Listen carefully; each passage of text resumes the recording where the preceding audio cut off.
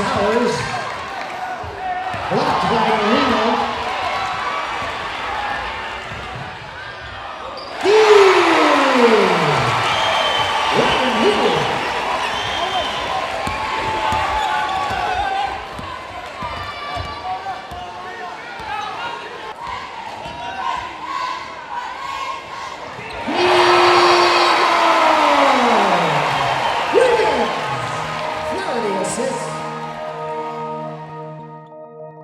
Mindfulness is all about being aware exactly what is happening in the present moment. You guys have a bunch of conflict going on between you. A team is like an orchestra, right? And everybody's playing their instruments and you're trying to create harmony. And if people are fighting against each other, it's going to sound terrible. And that's what happened in the last game. You guys have come so far and you let these little bickering problems with each other totally sink your ship. I want you guys to put into your minds right now anything that you're actually specifically frustrated, any person you're actually specifically frustrated on this team, anything you're pissed off about. I want you to breathe in and think about it, and when you breathe out, see if you can actually let it go. I want you all to have your hands on this as one team. I don't want you to let go of this until you feel like you're able to let go of any of the anger that you have towards the team. If you're feeling pissed, hold on tight and see if you can start trying to let it go. Forgive a little bit. You guys need to be able to say to forgive anybody specifically in order to let go of this. You can name that. Hey, no matter what's happened that I did or anything, everything's behind me now, and I got your back no matter what. All right? On the court, off the court. That's all I know.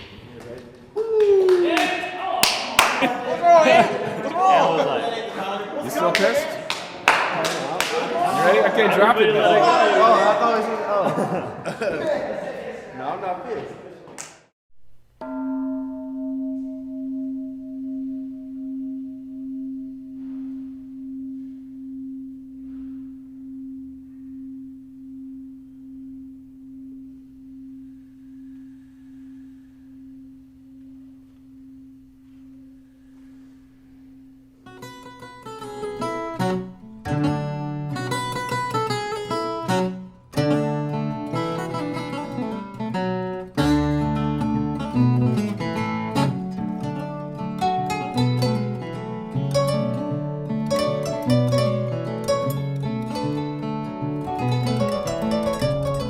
Oakland, California is becoming the focal point for a new movement in education.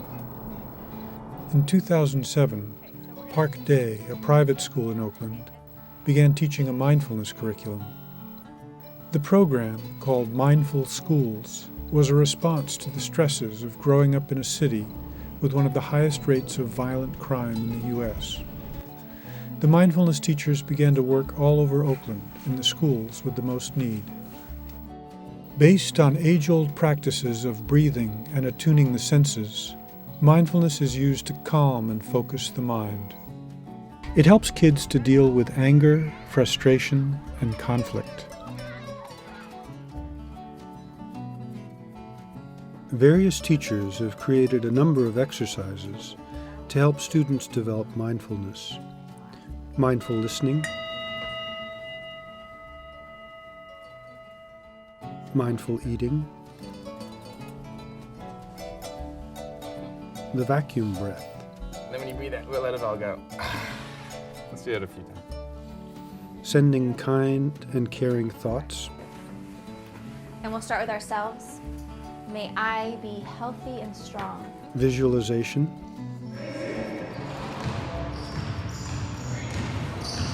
And catching butterfly thoughts.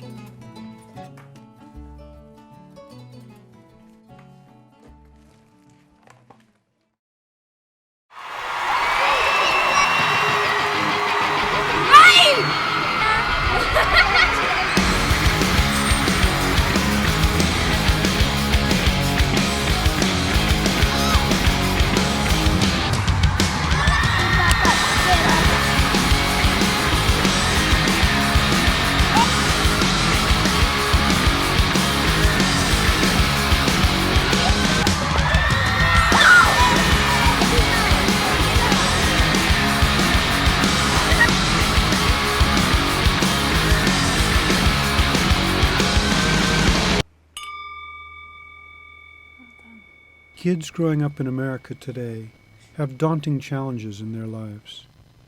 This is the story of several young people using mindfulness practices to face these challenges.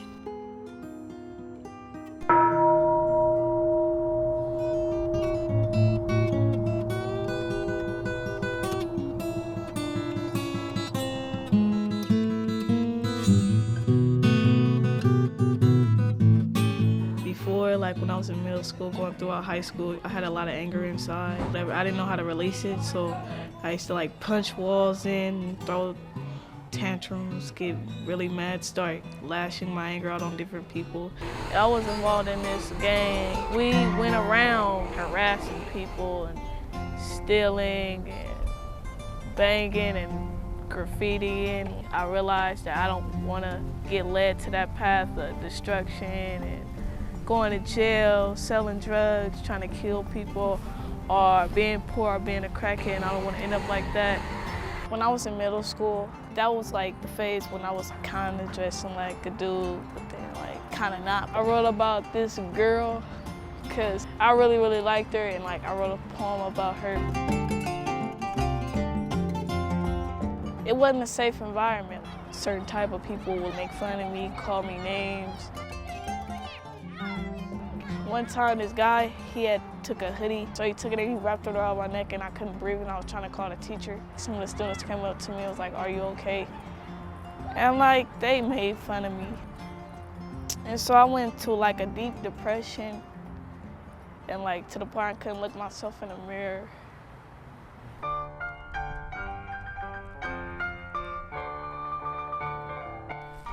I will live to be 21, I won't be a punk. You think you know me, you can't even see me. I'm like Casper, I float around in these streets looking for peace, can't find peace. All I see is these dirty ass streets. I walk around wondering, will I get popped or dropped? I don't know, I just go with the flow like they say. Just relax and let it go. Hell no, how can I do that when I'm always worried about getting jacked? All this crack and drugs on the street, thugs only get one heartbeat, cause they can't get two, cause their time is due.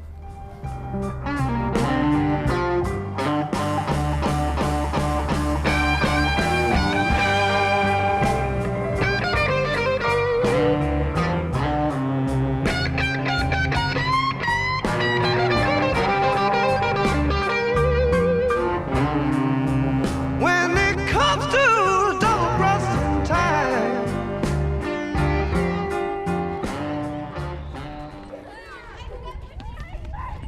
So one of the things that happened this fall was one of the students came in and said, "We think we might know who did it, who might have killed," and I didn't know who he was talking about. He goes, "It was one of your students who you had in second grade."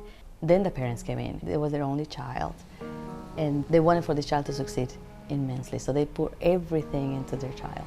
And so he goes to the middle school and he gets shot, and the child he's dead. They're used to seeing their homes get vulgarized. Drug sales around the school. Within those blocks, prostitution, violence in the sense that people get shot, friends that they know get shot. This Tuesday, my friend died the day before.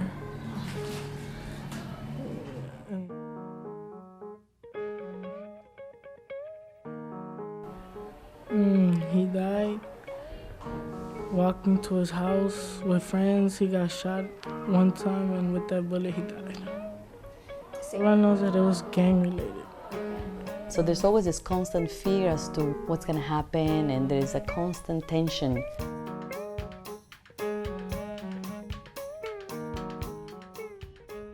What was the emotion that you had about it?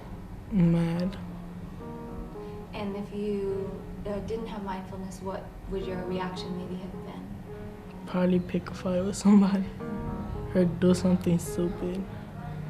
I got out the shower, I sat in my bed, and then I just sat down, closed my eyes again, and then I was just breathing, listening to my breathing, how it went. And then like I fell asleep, so I fell asleep. How do you cope with this? Not just to react, and it creates the space. It's like a buffer zone. So I think that mindfulness does that. Gives you the space to think about. It gives them the space to think about how to respond to things differently.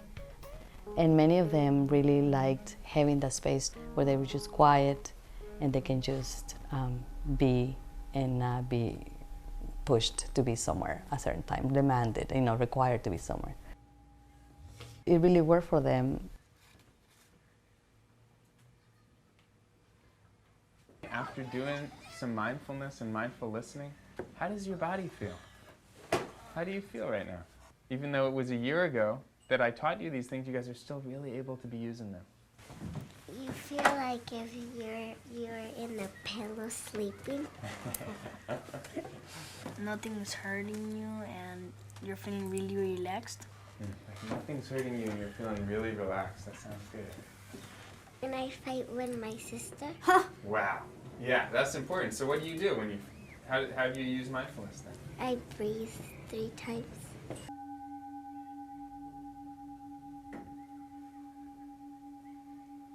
As soon as you get angry, if you're not mindful of your anger, there's nothing wrong with anger, but if you're not mindful of the anger, then all of a sudden you go into reaction, the anger's got you, and then you're its slave. And there are a lot of people in prison because one moment of anger and they lost their minds and did something that was irreversible. And remember that mindfulness is not about feeling good. It's just about noticing how you are feeling. It was really important for us to bring a mindfulness practice into this school. When I say go, I want you to close your hand into a fist, but before you close it, I want you to see if you can notice that there's a moment in your mind where you have to decide to move. Knowing that the reason why so many young people in our city are killing each other is that they don't know what else to do when they feel hurt or angry or disrespected or frustrated. It has become so normalized to jump to violent action. It's out of control. And so we knew that we wanted to bring in some kind of a tool and a practice for our kids to develop another option.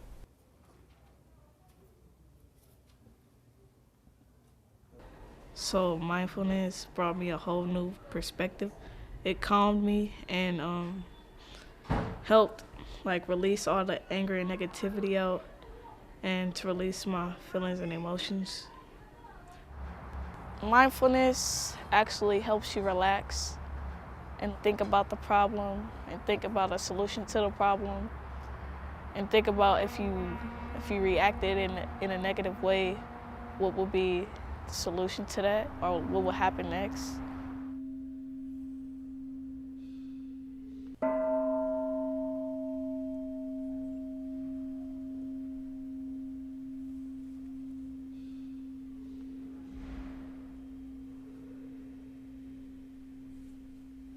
Good work, guys. Anybody want to tell me what they heard or what they felt? I felt like moving around. Mm-hmm. So your body wanted to move? Yeah.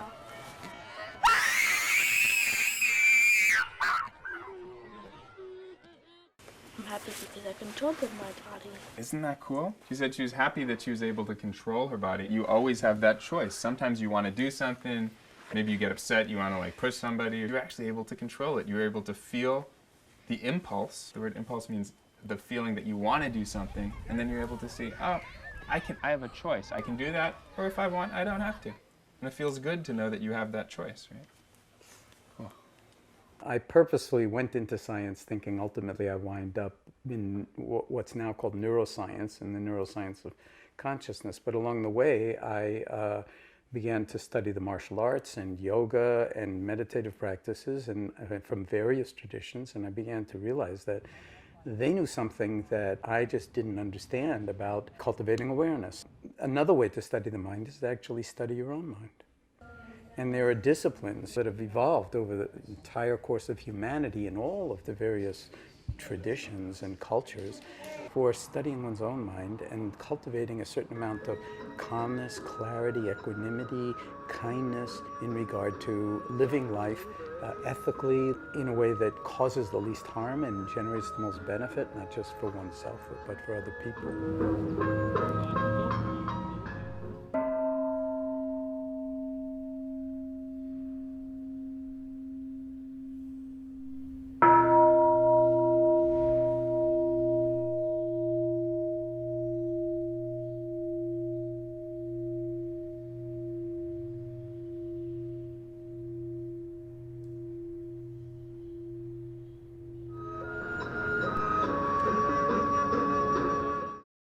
My name is Daniel, and I'm going to be teaching you guys mindfulness, which is a technique that has a bunch of different applications in sports, especially for high-level athletes, for focus, for relaxation, for team cooperation.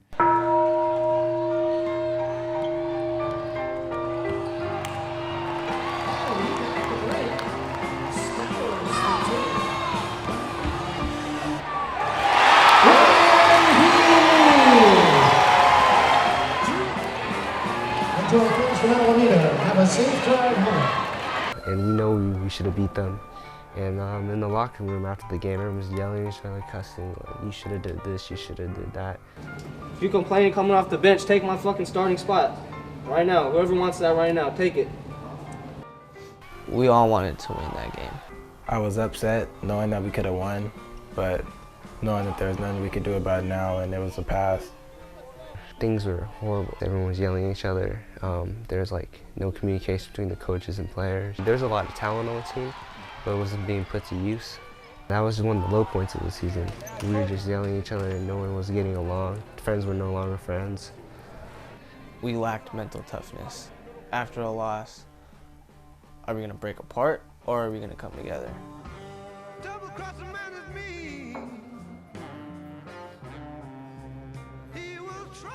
It gets you really aware of your body. So we'll do some exercises where we're really focusing in and feeling the different sensations in our body, feeling the movement in our bodies.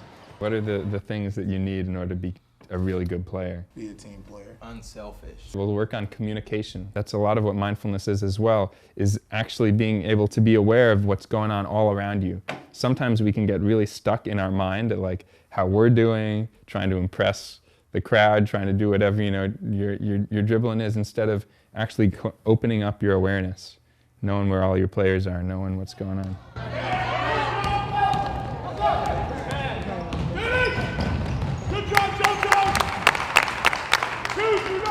Attitude. Passion, attitude, so that's a really important one, right? So that's another thing we're going to look at. Like you can talk about confidence, which is a big one. I know when I'm playing basketball, it's really easy for me if I start missing some shots to start getting down on myself. Joe, what? Ooh, Joe. Joe, don't put the ball down. And I start like getting into a bit of a funk while I'm playing. And then you probably know, we get into a zone and you're just like in that place of feeling your passion, feeling your confidence, and you're just lighting it up, right? Because the mindset, the way you're feeling inside, totally affects how you're shooting. More so than if you've practiced for hours taking your foul shots. If you're just like really confident, it's really important. It seemed like at a certain point, this is what I would love to do as my work, is to actually train other people in this kind of thing to deal with stress, pain, illness, and then ultimately to be able to study the effects of mindfulness on people suffering in this kind of way and seeing whether we couldn't learn something fundamental about the mind-body connection, about its relationship to health and well-being, about emotion regulation. Well, I had run away for the second time.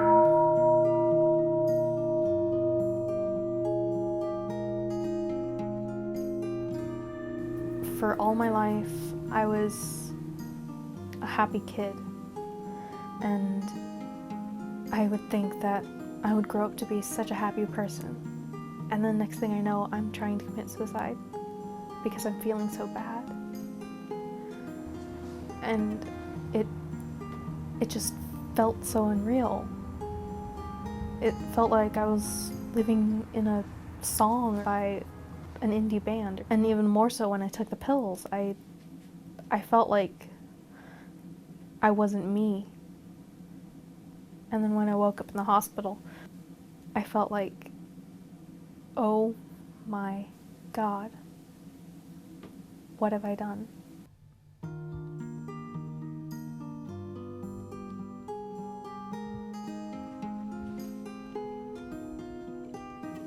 I was living with my biological father, and I would just be like, why can't you love me for who I am? And I'd always want to try to make him proud of me. And Then I started looking for that love in other people. And whenever I got my heart broken, it was devastating. That's when I started trying to upset my father because I needed to get out of there. My boyfriend at the time, he would say he loved me. That meant a lot to me. But he wanted to have sex with me, and I was only 14, he was 16, and I said no. But we kept kissing, and when I kept saying no, he finally just said, you know what, I'm gonna take what you won't give.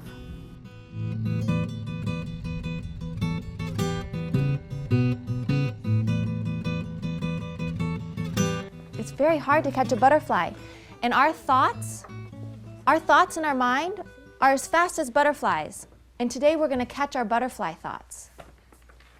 So can everybody get out their butterfly net? Now take one hand on your belly and take one hand and hold your butterfly net. Let your eyes close and start to do your mindful breathing. And keep your butterfly net still unless you're going to catch a butterfly, unless there's a thought. And then when you catch your thought, let it go and bring your attention back to your breathing. There's a kind of an affectionate attention, a kind of elemental kindness that we have to ourselves. And then that can be cultivated as well, so that it creates greater self-confidence, greater emotional balance, greater emotional intelligence. If you feel sad or like you feel kind of grumpy. This is so smart of you. If you feel sad or grumpy, do you like being sad and grumpy? No. Would you rather let it go? Yes.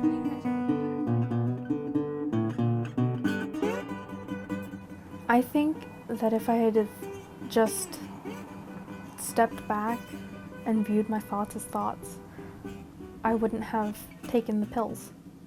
It really took a lot to wake me up, but as soon as I started being my own person and not thinking too hard on things, I started being grateful that I was alive. I would just start thinking to myself, look at your thoughts go by as thoughts. The train of thoughts is what's helped me the most.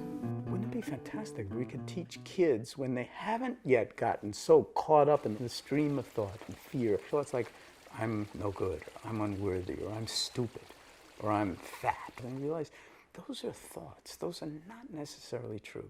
But they can be incredibly toxic and self-fulfilling prophecies. But if you just back away from them, then they're like gurgles in the stream.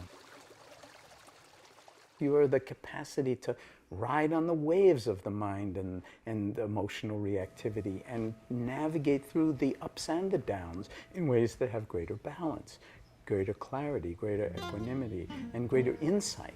So it's actually a way to nurture core intelligences.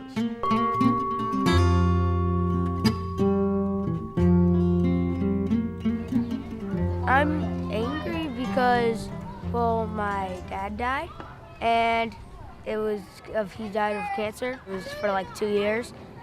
He was battling it, and he couldn't, then I guess it didn't work that well. Happy birthday, dear Sammy. La, la, la. Happy birthday to you.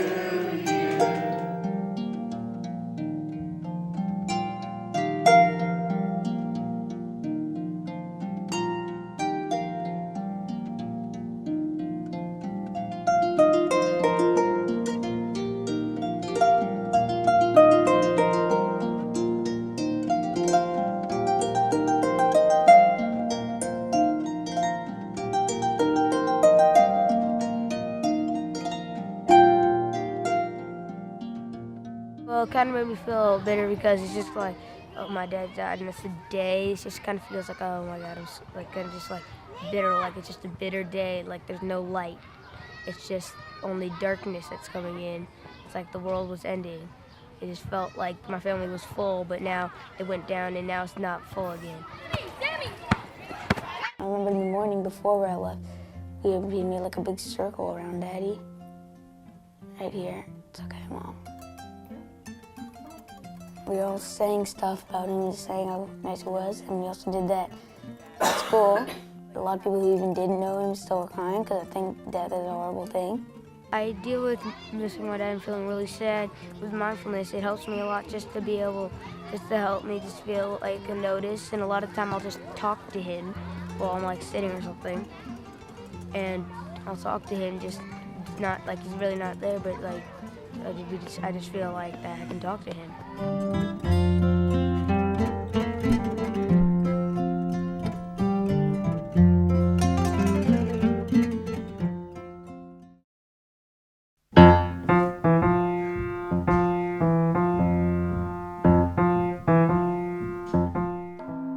I use mindfulness in real life situations, and it does help with my parents because me and my parents get into conflicts a lot. Sometimes I'm feeling all stressed, like why isn't my mom getting what I'm trying to say, and she's yelling at me. I don't want to block the feeling because then I'm just making a dam, and then it's just going to explode out one time, and I just let it flow until it just flows all out, just like a river or something. I imagine how she might be feeling. I find that when you stop being mean to the other person and you start being nice towards their yelling, it sort of stops them from being mad, because it's hard to be mad when someone else is being nice back. I think that the way that I use mindfulness has helped us as a family just come together.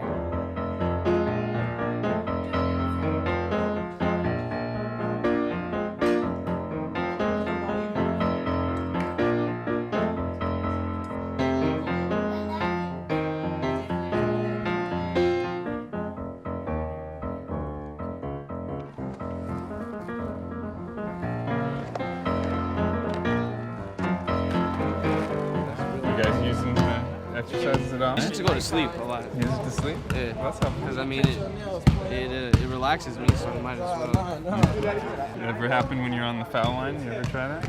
I did. It helped. It helped? It helped. Yeah, I'm not gonna lie, it helped. It helped. it's weird though that it would help, but it helps. Yeah. I can't lie, at first we thought it was kind of like a joke, you know, it's kind of like, oh, we don't, like, it's just another distraction, like, something like that, but honestly, I think it has really helped us. If you actually imagine taking a shot, so like imagining it lifting off your fingers, flying up, swishing down through the net, it actually works on the same neural pathways. It works in the same place as your brain as if you're taking like 100 practice shots. It does the same thing just if you're imagining it. So letting your eyes close again, feeling your body and imagining the ball perfectly. It was new to me being taught a mindful technique and stuff because they don't teach you that in school or anything. So I thought it'd be new, like a new challenge, and I was willing to take it on. So yeah, it's turned out pretty good so far. And anything that has to do like, if it's gonna help you think better, it wouldn't be a distraction. I didn't see any way I could hurt us really. Senior year, like this year, I averaged double-digit points, double-digit rebounds every game just about. Since I learned mindfulness, I'm pretty sure my stats have went up even a little bit higher. Let's all close our eyes. When you close your eyes, it kind of like opens the satellite dish up. Starting right now, just listening. When I'm in practice, I could just hone my skills. I can notice what I'm doing wrong on my shot when I use mindfulness and stuff, and it'll help me like fix the little things in my game, those things that matter the most though when it comes out. And then as a team, mindfulness, like how it's evolved me as a team, it makes me more, I don't get as mad with players now, like the other players, like the younger ones when they like make big mistakes and stuff, I don't yell at them anymore. I just like calm myself down. I'll take them to the side, talk to them, tell them what they did wrong and make sure they understand and stuff.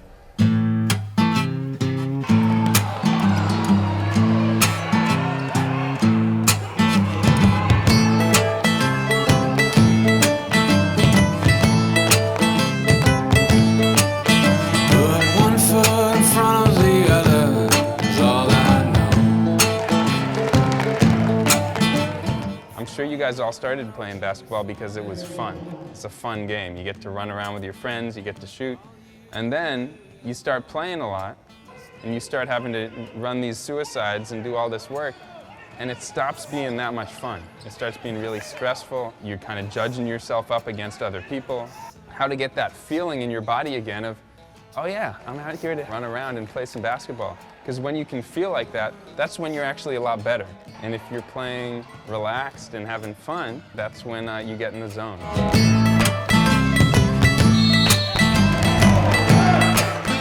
I brought something to practice with. They're kind of like mini basketballs. Usually when I eat one of these, like I peel it apart and I like eat the whole thing. But what we're gonna do is eat this thing as if we've never had it before. It's amazing, we're gonna explore it. Just take a minute as if you're like a scientist looking at it. Like looking it up in the light. Really get like, what is this thing you're holding in your hand?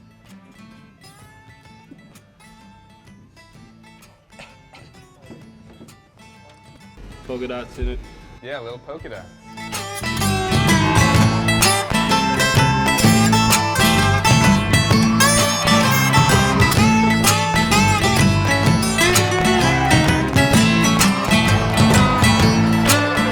One of the real secrets of why I'm teaching you mindfulness, the most important piece of it is actually teaching me how to enjoy my life.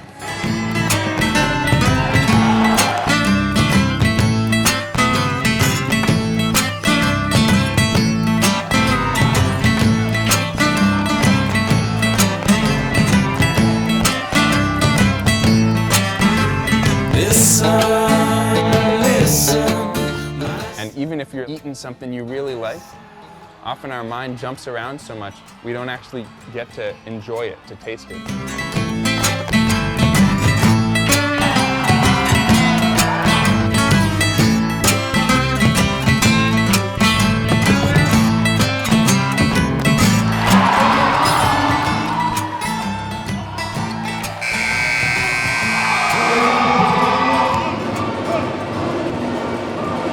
Say this the ball. If the ball gets taken away from you, you can't walk no more. You know what that feel like?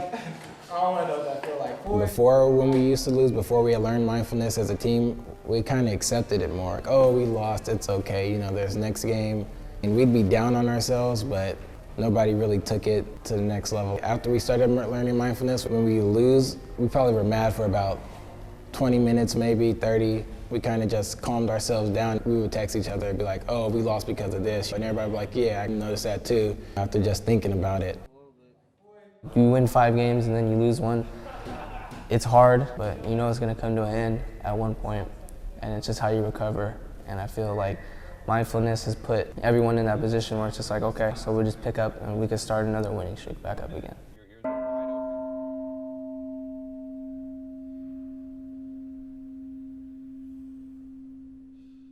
When I dunk, I mean, when you go up in the air, you feel like there's nobody around you, it's just you, the ball, and the rim. I visualize it. I just, you know, slow down, visualize, catching the ball, jumping where I'm gonna jump from, what I'm gonna do once I jump, if I need to like take contact. Once I leave the ground, it's just, I'm in the zone like an airplane, like just in space, just nothing around you, just me. The Hercules game where we played at home, and it was a close game, pretty much whole game, and it was intense, especially in the last 2 or 3 minutes.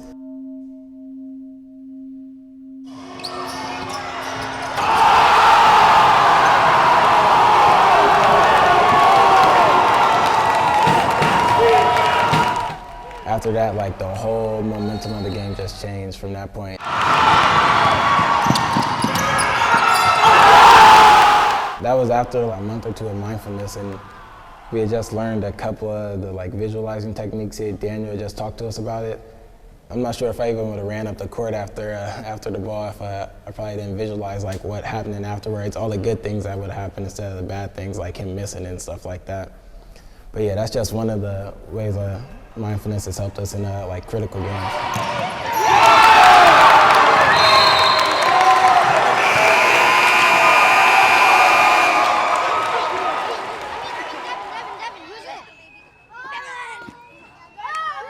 It's just the same with skateboarding, where I just take a couple breaths to get that frustration out of my way so I can clear my mind and do my work right.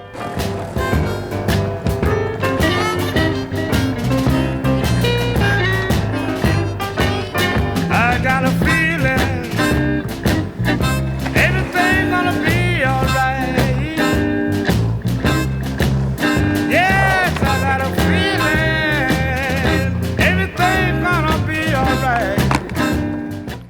like skateboarding. It just brings me and my friends together to do something that we all love. Yeah, I don't have that many injuries. No broken bones yet or anything.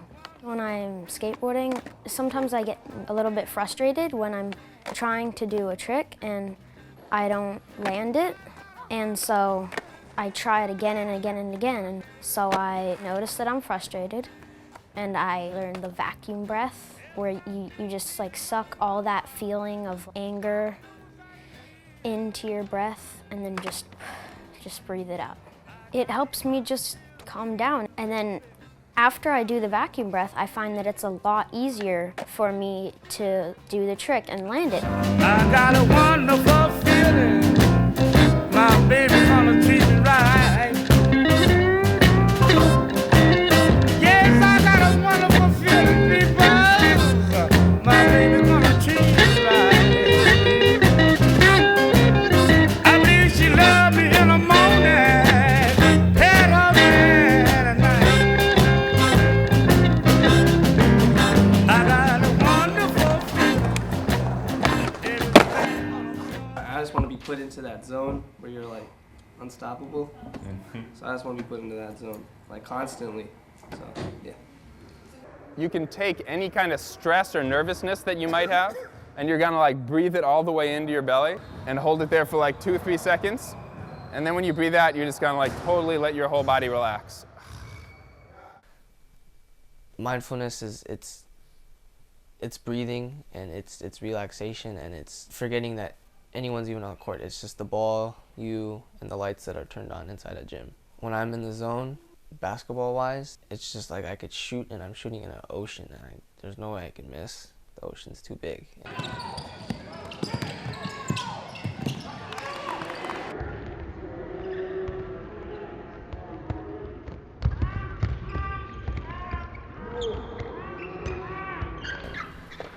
I almost feel like I could just throw it up there and it might just go in because it's just that kind of day.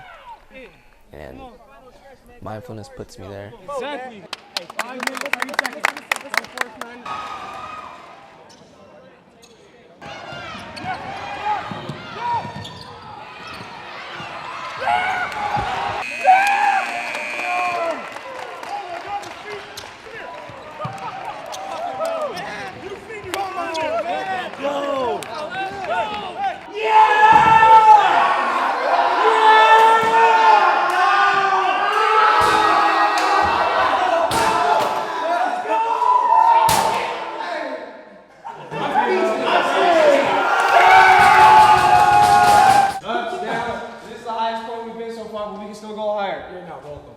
When these kids have learned mindfulness techniques so they can actually bring stability and clarity to their own mind, the course of their life is different.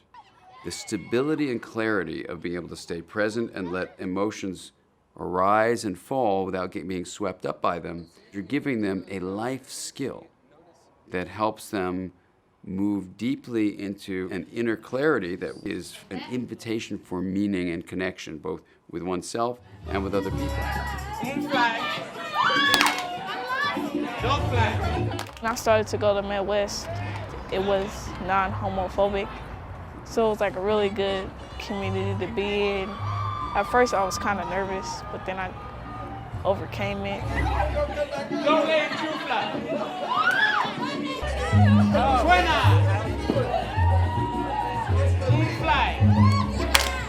Back in like 3rd grade, I was a tomboy. I played with the guys. I played football. I see myself as like transgender youth. I don't like to hide like the truth. I would like to like bring it out to the table. Some people think it's two-spirited, like a two-spirited person. Back like in the old days when the Indians and like the Africans were like in their country, so they looked at transgender people as two-spirited people, as a man's spirit and a woman's spirit put together in one body, and they looked at that as the closest thing to God. So like back then transgender people were like treated with lots and lots of respect. Now mindfulness has helped me block out the negative thoughts. I feel myself more comfortable, like saying what I actually am. Okay, I want to hear a concert flat. Part of why we see academic achievement flatline in high school is that our kids don't know how to focus and stick with a really difficult problem. When we ask them to do more and more difficult math problems, they give up. They never stick with it for long enough to get over that frustration and actually experience the incredible satisfaction of having figured something out. Mindfulness has helped with grades a lot because when I was angry, I would like stop with my work. I was like, okay, I'm not gonna do this anymore. I don't care. But now, if I got an F now, I would like go over it and try to redo it to earn a better grade. Before I even knew about mindfulness, I was doing bad in math class. And then when everybody was out of school, I came back to retake my math class and I passed it. So I got all my math credits. If I didn't know about mindfulness, I was like, so what, I don't care. 1, 2, 3, 4, rest, 2, ready, play. 2, 3, 4. I was very impressed when I was teaching in China that the Chinese calligraphy for mindfulness is the character for presence over the character for heart. So one of the things is if you hear the word mindfulness and you're not hearing heartfulness too, you're not really understanding what mindfulness is. It's not some cold clinical thing about the mind. It's about understanding the heart of the matter, and that is that mind and heart are one, and that emotions and feelings are an incredibly important part of the human repertoire.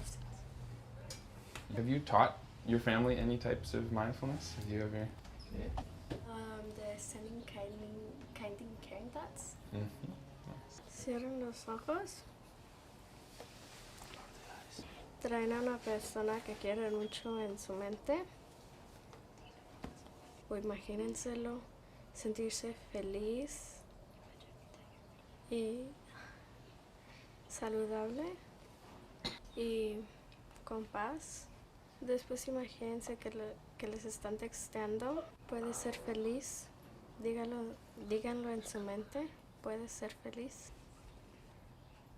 Imagínense los que se sienten seguros, con paz, saludables y felices.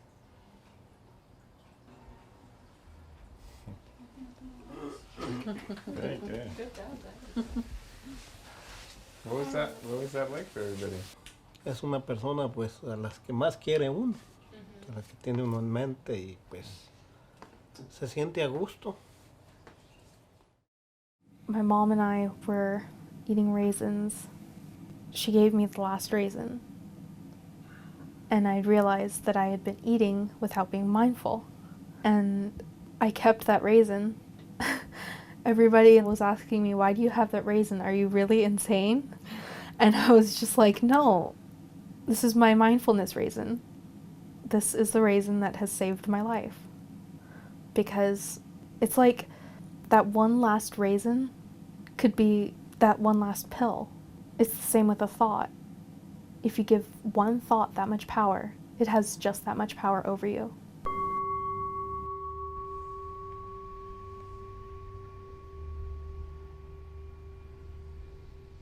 The studies of brain changes with mindfulness practice come in two forms. One is from people who have been practicing mindfulness for tens of thousands of hours of meditation. Meditation and mindfulness, meditation and other forms of compassion training. And those people had an amazing finding that Richie Davidson found, which is a left shift. Massive emphasis on the left hemisphere, frontal area, which in Richie's view is both an area of positive emotions, so this idea of a happy life, but it's also the approach state, so you approach difficult things instead of withdrawing from them. But the other kind of studies also show this same left shift, not to the same degree, of people who have just been learning mindfulness for 8 weeks and have never had any period of thousands and thousands of hours of training.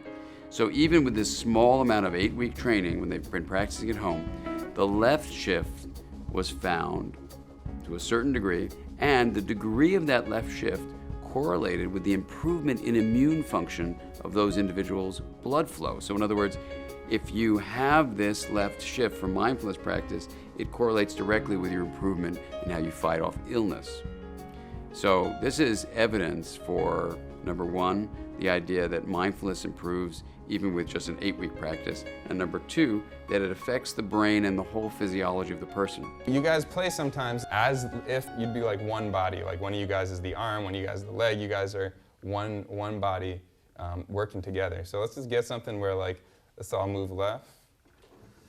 All right, and just get the feeling how it's like together, you guys are creating something.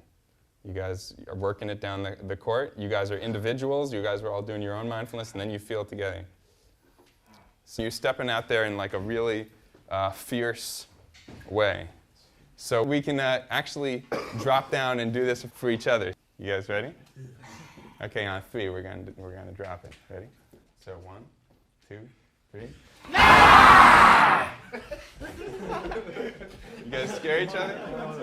We talked about this before. If you win this game today, you'll have 2 wins in NCS. Not one Alameda High School team has ever won 2 NCS games in 1 year. Not one. If we win this game, we go to NorCal. We're going to win again at someone's house. Let's go. Come on. Family on 3. 1, 2, 3. Family! Come on, baby.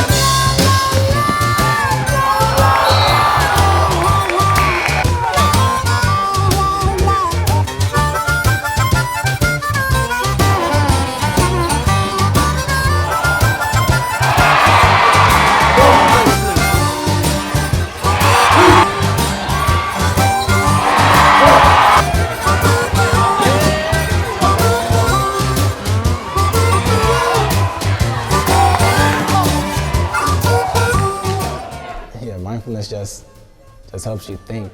It clears all the thoughts out your mind, just lets you focus on that one thought that you want to focus on.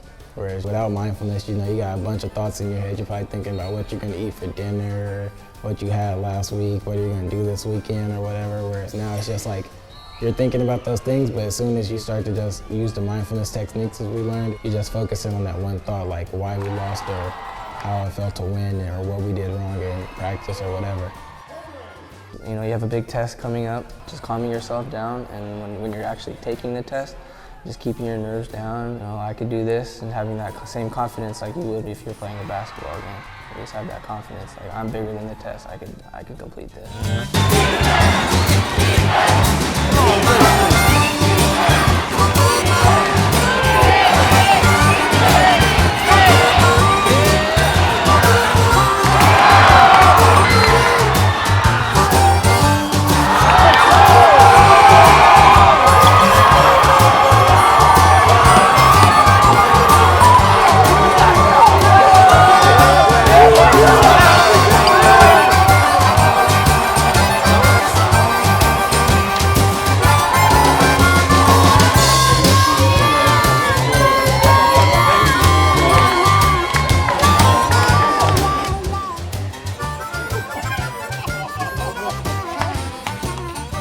Phil Jackson, I talked to Phil Jackson. We're gonna go to a Lakers shoot around. We're gonna get to I'm sorry! guys. Welcome, guys.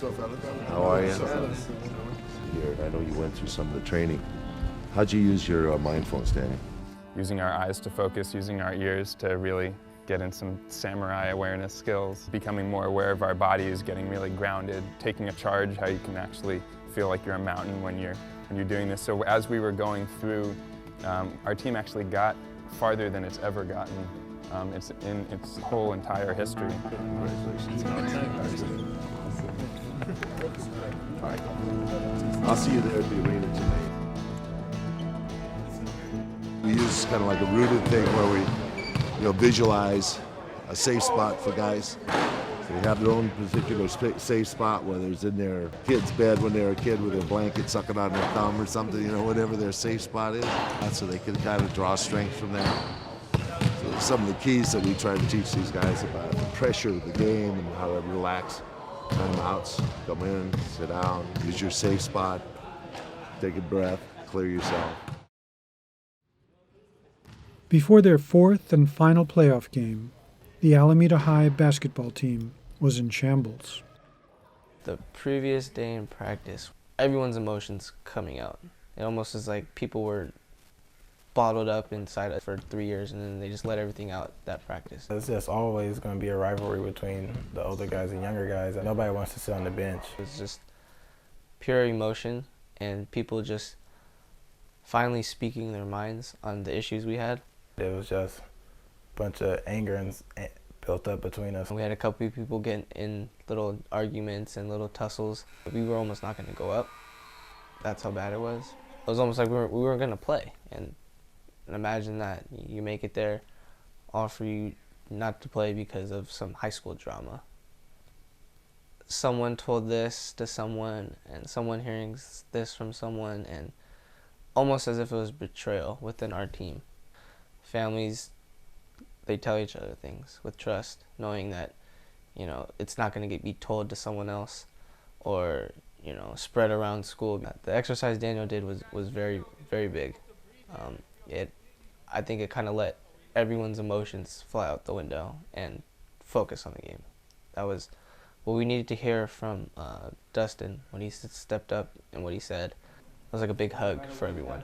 It was just something reassuring, knowing that he recognized what he did and, he's taking responsibility. Despite what was said, we still need to be together for this game. That exercise where we are hanging onto the bar was just, I think we won it right there. No doubt we wanted to win, but knowing that if everyone gave it 100% and we came up short, it was a privilege to be there, and no one expected us to be there from the very beginning. And we won the inner game right before we took the floor. When that was addressed, it was won. I like that. It's a victory inside itself.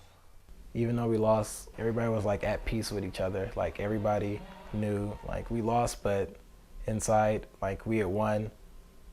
We just won everybody's friendship back. Even though we're gonna play together again most of us, but regardless of what happened before and stuff, it was behind us and we were all family.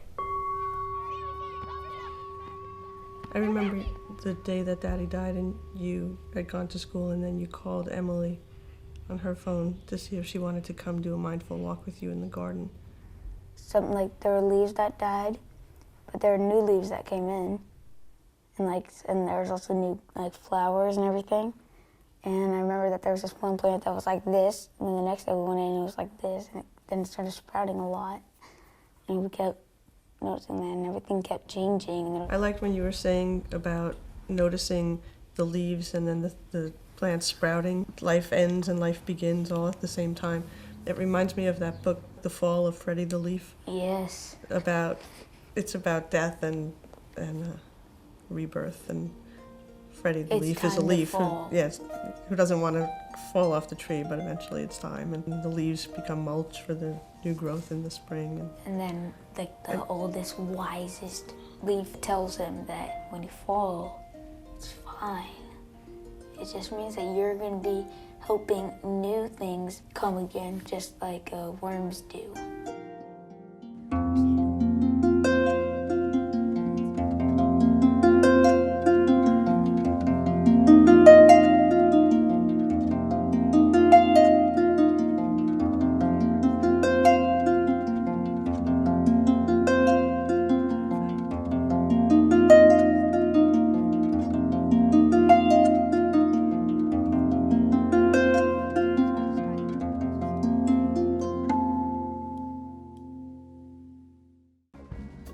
I teach mindfulness to 2nd and 3rd graders. Like they'll get into a conflict and then like they'll call each other names and one of them end up crying and like the other one's all mad, start laughing.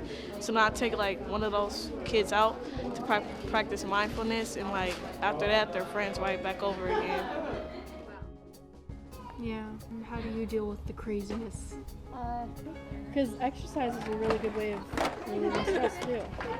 I'll eat fast, and then I won't eat, and then I'll eat a lot, and then I won't eat. And so my mom would tell me, breathe, if I'm eating fast, and I would be like, hey, I am breathing. That's pretty awesome. Nobody else has the same breathing as you. It's like your fingerprint. And I like it because my breath is mine, and every time I hear it, I'm making myself real.